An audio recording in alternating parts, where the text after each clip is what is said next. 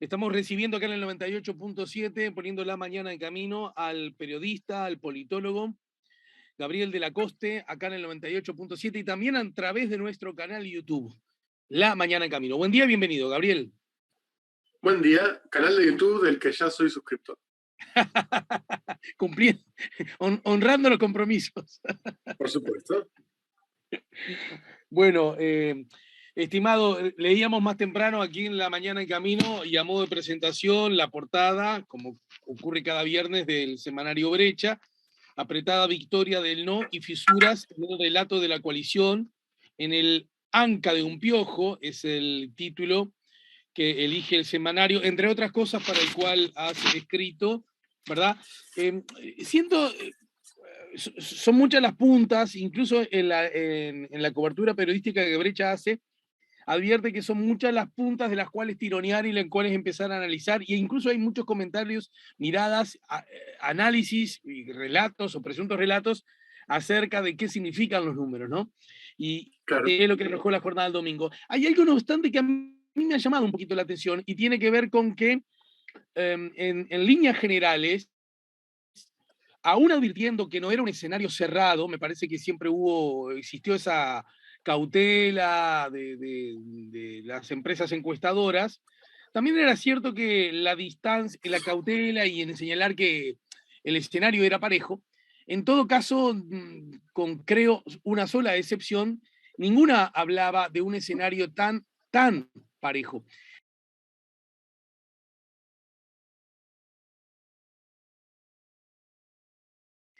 Es muy frecuente, ha sido muy frecuente, y no es la primera vez que ocurre, que el análisis diga, bueno, tal como es previsible en Uruguay, dos grandes bloques muy parejos quedan evidenciados en este resultado, ¿verdad?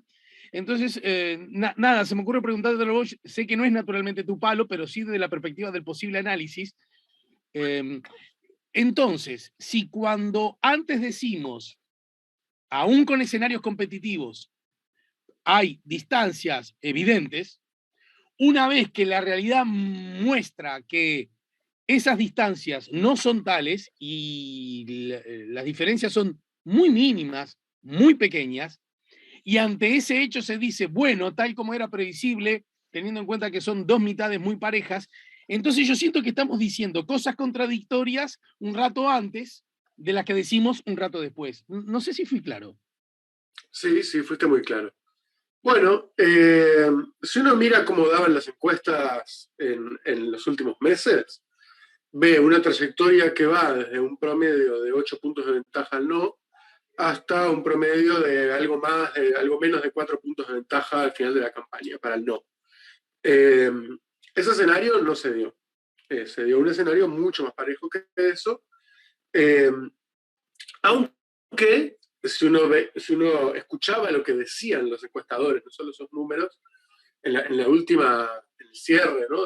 De sus trabajos antes de la veda, ellos decían que era parejo, que era un escenario parejo, que era muy difícil de predecir, qué sé yo. Entonces, ahí, bueno, las encuestas tienen margen de error, la forma de sacar muestras tienen sesgos, todo lo que ya sabemos. Creo que más allá de eso, que bueno, creo que se pueden decir ahí dos cosas. La primera es esta que decís, que en Uruguay se confirma un escenario de mediano plazo de casi paridad entre dos bloques electorales, por un lado, y por otro, que el bloque, digamos, de izquierda parece capaz de o bien remontar situaciones adversas, o bien es menos medido, o sea, a la hora de medir se lo subestima un poco. Eso es algo bueno, que está abierto a la interpretación. Los analistas que no hacen encuestas vienen hace tiempo diciendo, bueno, ante la suspensión del juicio sobre lo que puede pasar a nivel numérico, un dato que sabemos y que es así hasta que deje de serlo, es que en Uruguay los dos principales bloques políticos son parejos entre ellos. Y en todo caso, lo que ocurrió el domingo suscribe eso. Y a partir de ese acontecimiento, ¿cuáles son las primeras? Ahora le pido más al pido que te tientes en usar el gorro de politólogo mucho más que el de periodista. Ajá. ¿Cuáles son las explicaciones, o mejor dicho, qué nos dicen, qué nos cuentan ese resultado tan parejo, aunque para el sí insuficiente, que arrojó el domingo la consulta popular? Bueno, lo primero que nos dice es que sí, como quiso el gobierno, este referéndum fue un referéndum contra el gobierno, lo que da el resultado es que el gobierno tiene un apoyo mucho menos mayoritario del que dicen las encuestas. Es decir, que en vez de tener sí se da el supuesto de análisis que ellos propusieron, ¿no? En vez de tener un gobierno con 50 y pico por ciento de apoyo y 30 y poco por ciento de desaprobación, lo que hay es un empate 40 y largo a 40 y largo. Eso es lo primero. Lo segundo, si uno es un poco más granular en el resultado, es que tenemos un resultado muy segmentado en términos de edad y en términos de clase. Los jóvenes votan abrumadoramente al sí, y la clase trabajadora y los pobres votan también abrumadoramente al sí. Hay un mapa de Montevideo. Es un trabajo muy bueno que hizo el diario El País, de desagregar por circuitos y después hacer mapas, gráficas, y es impactante. Y a veces cuando se habla de que el país está polarizado políticamente, no es solo el país, ¿no? Son las edades y son las clases.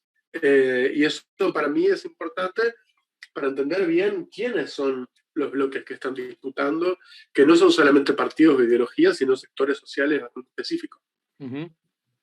Bien, y desde esa perspectiva, un poco para quien no maneja información tan fluida, ¿de dónde emana esa conclusión de que hay un voto, llamémosle, de clase a favor del sí, por ende, Bien, a favor, va implícita la pregunta también, por ende, a favor de la izquierda? bueno, ¿de dónde sale el dato? El diario El País es un trabajo que me imagino que debe haber sido muy arduo, así que felicito a los periodistas que lo hicieron, de ir circuito por circuito y reconstruir a partir de esos datos por circuito los resultados del referéndum por barrio. Entonces, cuando uno ve lo que da esto, ve que el no gana en Carrasco, en el Buceo, en Punta Carretas, en Pocitos, y que él sí gana en los otros 54 barrios de Montevideo, eh, y que gana por unas diferencias abrumadoras en la periferia. En Pajas Blancas, en Casabó, del lado de Canelones, en Barros Blancos, etc. Eso, evidentemente, si uno lo correlaciona con cualquier índice socioeconómico, lo que da es que hay un sesgo de clase casi perfecto, por lo menos en el área metropolitana. ¿En qué medida eso es traducible a la izquierda? Bueno, de forma no lineal. Primero diciendo que la izquierda no es el Frente Amplio necesariamente, y segundo diciendo que, bueno, algo que para mí es interesante es que en este referéndum no se votan candidatos. Se votó una ley que dice cosas sobre una serie de temas. La desregulación del mercado inmobiliario, la posibilidad de privatizar sociedades anónimas propiedades del Estado, la represión, el castigo y la cárcel, la posibilidad de llevar $100.000 en un maletín de aquí para allá, de hacer operaciones, etc. Eso, de algún modo, lo que vimos es que un 47% del electorado votó en contra de eso sin mediar candidatos, ni corrimientos al centro, ni partidos. Yo creo que eso es interesante porque de algún modo lo que nos dice es que es posible juntar un electorado de ese tamaño sin partidos, ni banderas partidarias, ni identidades partidarias, ni corrimientos al centro, etc. Obviamente el Frente Amplio jugó, pero para mí lo que es interesante es que hay una alianza social implícita entre algunos sectores sociales, algunas militancias, algunos sectores intelectuales, que es capaz de lograr este tipo de resultados electorales, digamos, muy decorosos. Evidentemente, como el resultado en algún punto es interpretable y en otro punto es mudo, simplemente es un número, un sí y un no, al que uno, bueno, le monta interpretaciones desgranando. Un abogado puede venir y decir, bueno, no, acá se votó un recurso de referéndum contra una ley y esa ley resultó ratificada y eso es lo único que pasó. Y eso, bueno, es correcto, no es un error. Y para mí lo que es interesante siempre en este tipo de momentos políticos es justamente que en la batalla de interpretaciones hay muchas cosas no erróneas que se pueden decir al mismo tiempo y que son bastante diferentes entre ellas.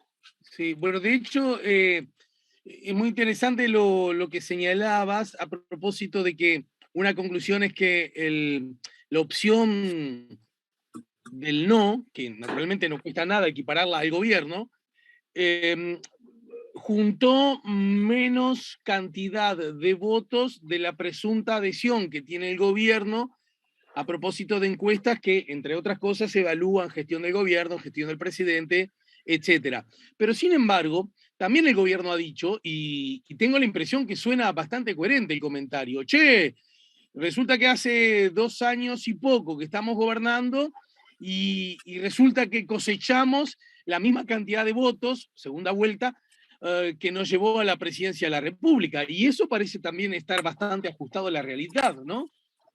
Efectivamente, sí, sí. Es que por eso en política siempre, o sea, las interpretaciones son parte de la disputa. No es que hay una realidad obvia y el que dice otra cosa está mintiendo, ¿no? Bueno, hay una realidad multifacética que dice muchas cosas y que los diferentes actores van a agarrarse de lo que se puedan agarrar. Efectivamente, el gobierno logró una adhesión parecida a la del balotaje, teniendo en cuenta que votó menos gente, hubo votos anulados. No es exactamente lineal, pero digamos que es parecida.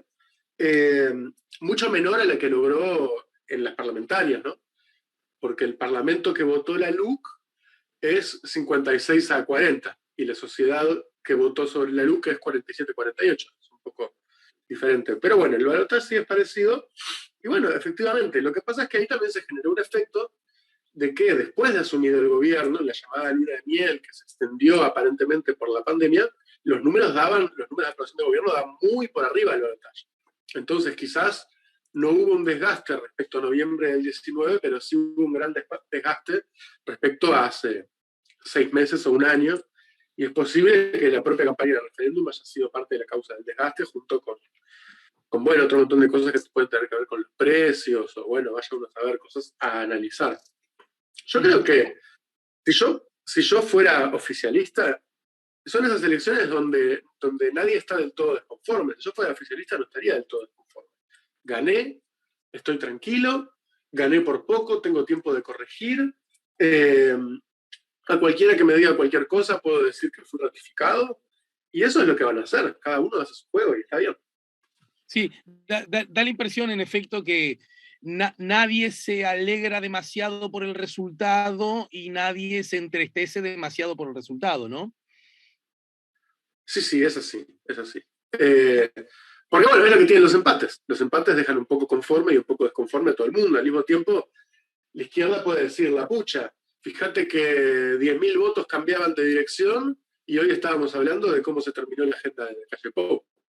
Pero bueno, no estamos hablando de eso. Sí. Hay algo interesante que el otro día lo conversábamos con Antonio Cardarello, tu colega en condición de politólogo, ¿verdad? Supongo que Sí, lo ubicás, que por supuesto.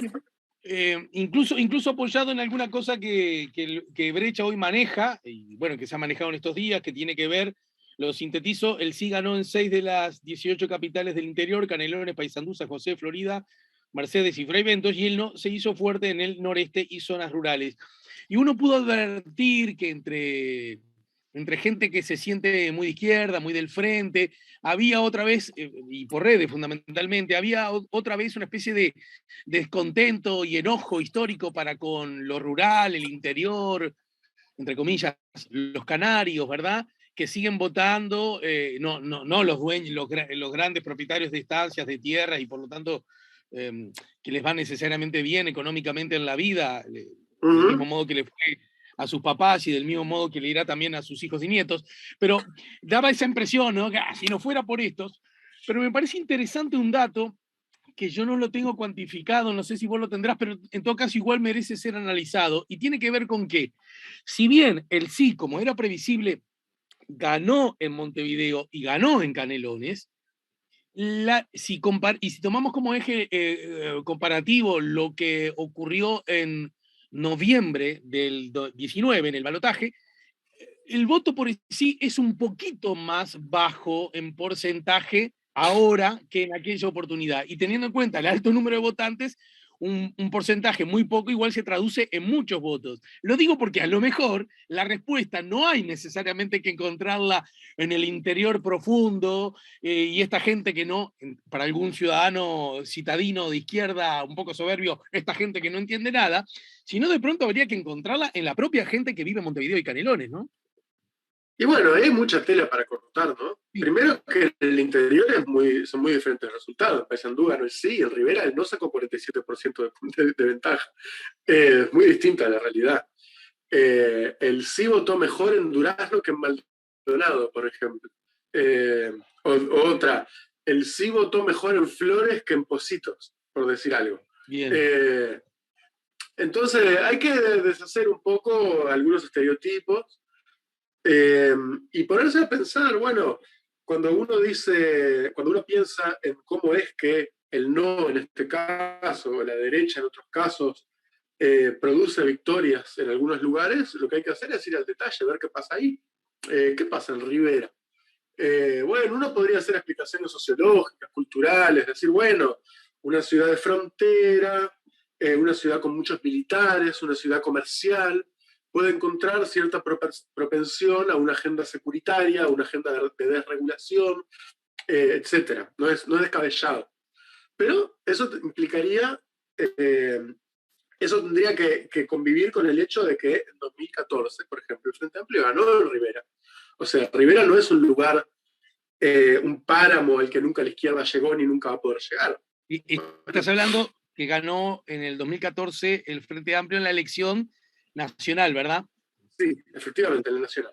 Y bueno, y en Artigas llegó a tener la intendencia Frente Amplio. Bueno, sí, claro. En 33 también, en Florida también. Entonces, bueno, todo eso es relativo. Y sobre lo que sea Montevideo, bueno, efectivamente, Montevideo hay lugares que históricamente la izquierda ganaba, como el Parque Rodó Malvin, donde ganó el no, por decir algo. Parece haber un problema en la clase media de Montevideo. En la periferia de Montevideo, no, Pajas Blancas saca el 80%. ¿No? Y después hay que ver cuáles son los lugares del interior donde votó muy bien el sí, por ejemplo, en Juan Lacase, por decir lugares donde el sí votó más del 60%. Barros Blancos, El Pinar, Juan Lacase, Punta del Diablo, algunos balnearios de Rocha, en La Paloma también ganó el sí. Es decir, son lugares que no son los grandes centros poblacionales del país, bueno, que Barros Blancos y la Ciudad de la Costa son grandes para lo que es Uruguay. Pero bueno, hay que prestar atención a todos los lugares y cuando uno hace un análisis político que hace foco en lo local, tiene que conocer los fenómenos locales. A lo mejor eso hay que hablar con los sectores. A lo mejor te mato porque no sé si lo tenés a mano. Y San Carlos, lo digo porque causó sorpresa la última elección nacional, el resultado de San Carlos. En San Carlos ganó el no. El no ganó en casi toda la localidad de Maldonado. Y bueno, por ejemplo, Maldonado es un lugar que pensar. Maldonado era un bastión de la izquierda. Antes de ganar en 2004, los lugares donde la izquierda aspiraba a ganar eran Montevideo, Canelones, Maldonado y en el mejor de los casos el Litoral. Y ahora Maldonado no solamente es un lugar donde gana la derecha, sino donde no sacó 17 puntos y la izquierda parece no tener capacidad de competir. Entonces, un buen análisis sobre Maldonado y la evolución política de Maldonado sería muy importante para el futuro de la izquierda. Bueno, yo no lo tengo hecho. Y seguramente este debe estar también atravesado por otros hechos, ¿no? Por otros ejes. Ayer conversamos, porque se cumplió un aniversario de la muerte de Raúl Alfonsín con el politólogo argentino Facundo Cruz, y él sostenía que la política, casi como, digamos, como una mirada de su propio trabajo, ¿no? Él sostenía que la política, por supuesto, que está atravesado por la economía, por la historia, por la ideología, por la filosofía, pero también está atravesado, decía él, por las personas, la característica de las personas, de los líderes, de quienes convocan a algo, se sientan con otros a conversar, a dialogar, a negociar, ¿verdad? Y me da la impresión que esto, que parece ser bastante obvio, seguramente en ciertas lógicas vinculadas a, yo qué sé, se me ocurre tirar, ¿no? Ahora que estás hablando de Maldonado, bueno, las personas, ¿quiénes son los los voceros, los representantes políticos de la derecha, quiénes son los voceros, la cara, los nombres, las voces de los de la izquierda, y eso también seguramente juega un rol, ¿no? Efectivamente. Por eso decía que cuando uno hace análisis de algún lugar, tiene que conocer el lugar. Y agrego las personas y también la geografía, porque la geografía determina la producción y la producción tiene ciclos de los diferentes productos. También los movimientos de población. Maldonado es un departamento donde viene y se va mucha gente, por ejemplo. También las formas de hacer política. Por ejemplo, esta semana, en mi nota de brecha, entrevisté a Gabriela Falini, que es la presidenta del Frente Amplio de Paysandú. Y una de las preguntas que le hice tenía que ver con cómo, después de las últimas municipales, donde el Frente Amplio del Interior solo había ganado en Salto, se había hablado mucho de Andrés Lima y de su estilo como el camino para el Frente del Interior. Un estilo más bien personalista, que se basa mucho en el mano a mano, que se basa mucho en diálogos con referentes y líderes locales. Y lo que me decía Gabriela Falini era, bueno, eso podrá funcionar en algunos lugares, pero no funciona en todo el interior. Claro. Hay lugares en el interior donde hay espacio para una política horizontal y colectiva, digamos, más convencional en términos de militancia de izquierda. Entonces, bueno, lo que quiero decir es que imagínate que si Paysandú y Salto, que están cerca, que son dos ciudades del mismo tamaño, del litoral, con historias parecidas, en ellas funcionan formas tan distintas de hacer política y de ganar elecciones, imagínate la diferencia que puede haber entre Maldonado y Rivera, o entre Pocitos y Barros Blancos, o bueno, qué sé yo. Para terminar, Gabriel, mira, hay algunos comentarios que llegan. Bueno, uno me parece muy interesante, bueno, todos muy interesantes ahora que lo estoy leyendo. Eduardo dice, esto en el chat del canal YouTube, dice Eduardo, no entiendo por qué siempre se espera que el gobierno se desgaste y pierda votos si hace las cosas bien. ¿No sería esperable que su aprobación incluso aumente? Me parece que es un buen punto, quizás para analizar. Seguramente lo dice en respuesta al discurso del gobierno, che, miren que hace 2 años que estamos gobernando y mantenemos la misma votación, ¿no? Creo que... Y hay otra cosa, incluso que dialoga muy bien con este asunto del que hablabas más temprano acerca de el voto más joven, claramente con un claro sesgo a favor del sí, ¿verdad? Esa es una conclusión objetiva, ¿no? Ernesto nos dice, bueno, nos saluda y además agrega, quizás ya hayas planteado el tema, pero habría que profundizar para saber qué pasó con los jóvenes que sacaron la credencial el último semestre del 2021, es decir, del año pasado, y no les entregaron la credencial, es decir, que iniciaron el trámite, ¿no? Supongo que quiere decir eso. O fueron a votar y no figuraban en el padrón y legajo y tuvieron que votar observados por identidad y les retiraron la credencial. No recuerdo que la Corte Electoral haya demorado tanto antes para entregarlas. Hay que tener en cuenta que la franja por debajo de los 30 años fue la que mayoritariamente vota al Frente Amplio y votó el sí. Yo no tengo dato objetivo en tal sentido, pero ni mucho menos. Pero sí, quiero ser honesto, días antes, semanas antes, me choqué con 2 o 3 testimonios, con 2 o 3 personas que aludían a eso, a que a pesar de haber hecho el trámite, a pesar de tener la edad, aún no habían recibido la credencial y estaban en una especie de limbo acerca si iban o no iban a votar, si podían o no podían votar, si les correspondía o no hacerlo. ¿Hay algún dato? ¿Se puede tirar de una puntita de ese ovillo? Sí, yo no tengo fresco el dato, pero esos encuentros que tú tuviste también los tuvimos en brecha y de hecho sacamos algunas notas sobre eso y eso es así. Hubo una demora muy grande en los últimos meses para sacar las credenciales por parte de la Corte Electoral y esa demora obviamente está sesgada en contra de los votantes más jóvenes y los votantes más jóvenes votaron sí. Eso es así. No tengo fresco la cantidad como para decir el dato, pero bueno, es un tema serio porque son ciudadanos que se están infligiendo sus derechos, ¿no? Claro, porque incluso creo que es saludable, Gabriel, querido, y estimulado por el comentario de Ernesto, me parece que es saludable en el análisis político que se puede hacer sobre el asunto, irnos justamente en alguna medida del análisis político, si fuera posible, incluso mucho más del probable sesgo, e ir pura y exclusivamente al duro análisis, digamos, al duro reclamo de carácter institucional republicano democrático. Alguien tiene derecho, alguien ya aplica para votar. Macho, que vote. No hay forma de frenar y de que eso no nos indigne a todos por igual, ¿no? Efectivamente, efectivamente.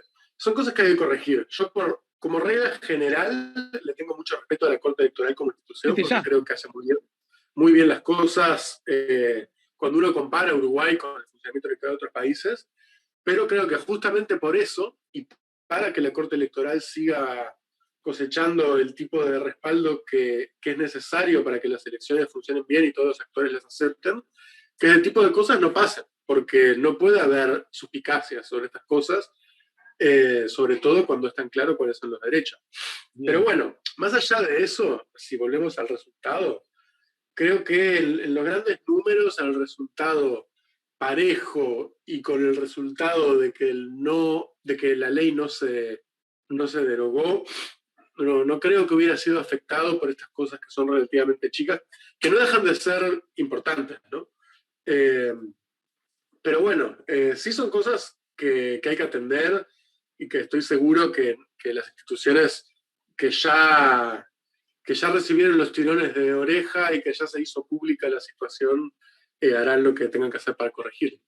Mira, se ve que quedó enhebrado Ernesto y agrega, más aún, en una mesa a la cual un amigo abogado acompañó a su sobrina a votar, no solo le querían prohibir votar, sino que cuando insistió ante el delegado de la corte, este le dijo que sí votaba. Es decir, que la primera reacción fue, supongamos que todo esto es absolutamente verídico y comprobable, el delegado de la corte le dijo que si votaba se le iba a anular el voto. Obviamente va a presentar la denuncia ante la corte, que un delegado de la corte diga eso es gravísimo, ya que el voto debería ser observado, pero nunca anulado. Bueno, en fin. Y bueno, si será importante que haya ciudadanos informados de sus derechos, abogados que estén a la orden y delegados partidarios de las diferentes organizaciones en los circuitos para dar esas peleas.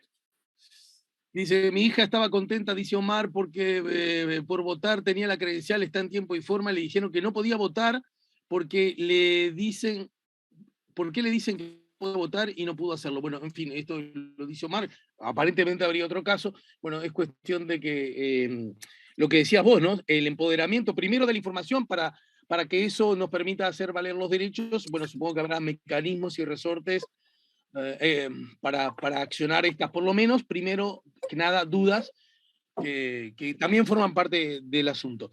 Te dejo por hoy, Gabriel, y en todo caso, si andás con ganas, no te voy a pedir que te suscribas porque ya lo hiciste los deberes, así que no tengo más que reprocharte, nada, pero sí lo que me gustaría es que hay algo que quedó arriba, entre muchas otras cosas, arriba de la mesa, y tiene que ver con algo que me gustaría, repito, que le echáramos el ojo contigo y con otros colegas, por supuesto, con gente que estudia sobre el asunto, que posee una formación específica, y tiene que ver como, es muy curioso cuando se proclama, el resultado que se proclama hijo de la actuación del soberano, y en ese contexto hay como dos realidades, ¿no? Como dos miradas, muchas otras, pero dos grandes miradas. Por un lado, esto obliga al gobierno, dice la oposición, a negociar, y del gobierno, bueno, de hecho hay justamente una expresión bien concreta del presidente del Frente Amplio: si el gobierno no convoca al diálogo, se actuará en el Parlamento, pero también en la calle.